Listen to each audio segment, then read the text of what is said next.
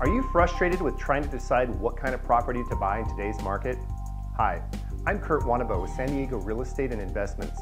There are deals everywhere in real estate today, so let me ask you a question. Why haven't you found your deal yet? Maybe you haven't had somebody sit down with you and explain the different types of properties out there in the market. And if you haven't, I would highly recommend setting up a free, no obligation consultation with myself or one of my buyer agent team members who specialize in working with buyers to walk you through all of the procedures. With short sales, foreclosures, traditional sales, and new constructions, homes can be a bit confusing and overwhelming. But in the meantime, it's important to understand the different types of properties and the pros and cons of each and which property is right for you.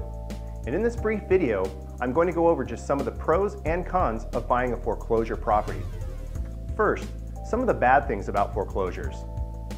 First thing is, foreclosures are sold as is. This means what you see is what you get, and typically the bank is not going to make any repairs for you. Some foreclosures are in great shape.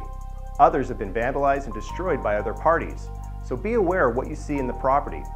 Not only that, but you will need additional cash on hand to make these repairs yourself once you buy the home, so it may not be move-in ready.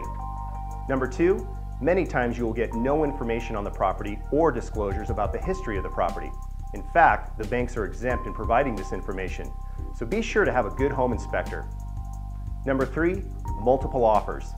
Many times, hot properties will have multiple offers at a time, thus driving the property price up, and you will typically not get a counteroffer from a bank in these cases, so you may have to write an offer over list price.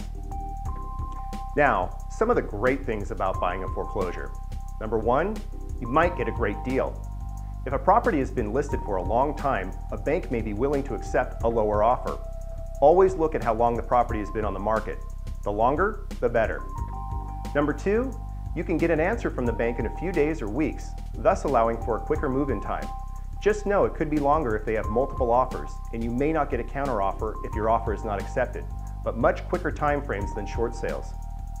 Number three, you might be able to get an offer in before it hits the market. If you're working with a great agent, many times you can find these properties before they hit the market, giving you a leg up on other buyers. Number four, the property might be move-in ready. Many times investors buy foreclosures, fix them up, and put them back on the market. You have to be careful to inspect the work they do, but you can get a newly refurbished property if you find the right one. Now, I have shared with you some of the pros and cons of buying a foreclosure, but there are a lot more. The next step would be to sit down with somebody and determine if this is the type of property you would feel comfortable buying. Give me or one of my buyer agents a call to set up a free, no obligation consultation to go over some of the other benefits of buying these types of properties.